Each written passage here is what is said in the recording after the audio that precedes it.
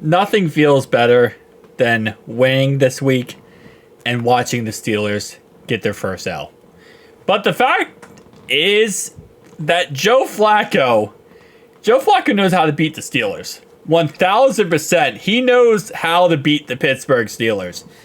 168 yards and 2 touchdowns. And to be honest, I think the Steelers today unlock something that is very scary moving forward. And that is their offense looked good. And going into this week, the last 3 weeks, the Steelers had a great defense, but a horrendous offense. I mean, it was awful. But this week, their offense looked really, really good. And you might say, well, the Colts suck. The Colts are trash. That's why. I don't know if I'd say 100% the Colts are awful. I think the Steelers just kind of found their rhythm, which kind of scares the crap out of me. Because if their offense can get going, their defense is the best in the game. So it kind of scares the crap out of me, but in the end, just stupid mistakes on their part, really. You had the Justin Fields, trying to run backward, trying to go like a loop-de-loop, ends up getting hit, fumbles the ball squirts out. That's a mess. Then obviously, you have the last drive, fumble or last drive sack by Justin Fields. It was just an ugly way to lose a game where honestly the Steelers came back in this game and they could have won it. In every way possible, the Colts tried to lose this game. But somehow, some way, Joe Flacco prevailed and actually got the W. But George Pickens did have 113 yards, 57 yards for Pat Freiermuth, a touchdown. Again, looking at it, they only have 1.5 sacks on defense.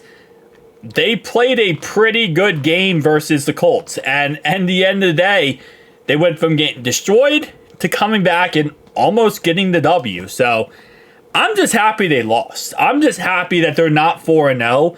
I'm just happy that now I can sit and be like, okay, let's get back in this division. You got the Ravens going to play the Bills tonight. I think the Bills can win that game. That puts the Ravens at 1-3. We are currently also 1-3 now. We beat the Panthers. So we're 1-3. Ravens could be 1-3 tonight. Then you got the Brownies, and the Steelers now obviously are 3-1. Then you got the Brownies, who currently was up. They were up 10-0 on the Las Vegas Raiders. Raiders are actually about to score as they are now in field goal range on 4th and goal. But 13-10 now. Brownies were up 10-0 in the first quarter, and they have let the Raiders come back in this game. And so far, knock on wood here, it goes well. 87 yards and a touchdown for Deshaun Watson. That's a mess, man. That's an absolute mess. If the Raiders win this game without Devontae Adams, without Max Crosby, the Browns are going to have to really start reevaluating everything because, again, they're 1-3. We're 1-3. And to end off tonight, if the Ravens do lose and the Browns lose, we will be 2nd seed in the AFC North behind the Pittsburgh Steelers going into week 4. And we went into this week being the worst team in the division. That is insane. But Pittsburgh, again, moving forward, I've said this before about the Steelers, and it sucks, but the facts are the facts. The Steelers right now are in a very good spot when it comes to their schedule. And as long as they play good defense and as long as they, figure out this offense, which I think they can, they're going to be a really good team right now. I mean, again, I think they can beat the Cowboys. I think they can beat the Raiders. I think they can beat the Jets and the Giants and the Commanders. It's just that second half gauntlet, which I think is really difficult for them. So I wouldn't be surprised if going into the bye week, they are 8-1. And then coming out of their bye week, you got to play the Ravens in Pittsburgh, Browns in Cleveland, Bengals in Cincy. Then you got to play the Browns again in Pittsburgh, the Eagles at home, the Ravens, the Chiefs, and then the Bengals again. So it's that second half gauntlet that going into the season, I said the Steelers could be a really good team. They could be. They could be, in all honesty, 9-0 going into the bye week.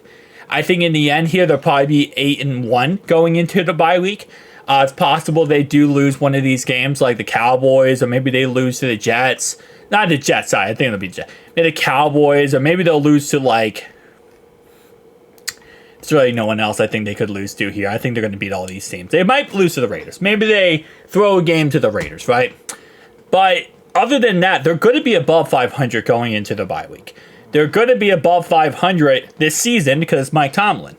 And I think he did like a crossroad demon type of concept to make sure that he wins. But yeah, I mean, again, with the schedule, it's a gauntlet at the end. So that's why, like, when it comes to Steelers, I think they're a good team right now. I think their philosophy is winning, and their philosophy is working. I think, but the ending gauntlet is going to be the real problem for them. So we'll see what ends up happening, but if everyone can lose in the AFC North today and we can win, that's a recipe for W's for us. So thank you guys for watching. I'll see you guys next one. Peace.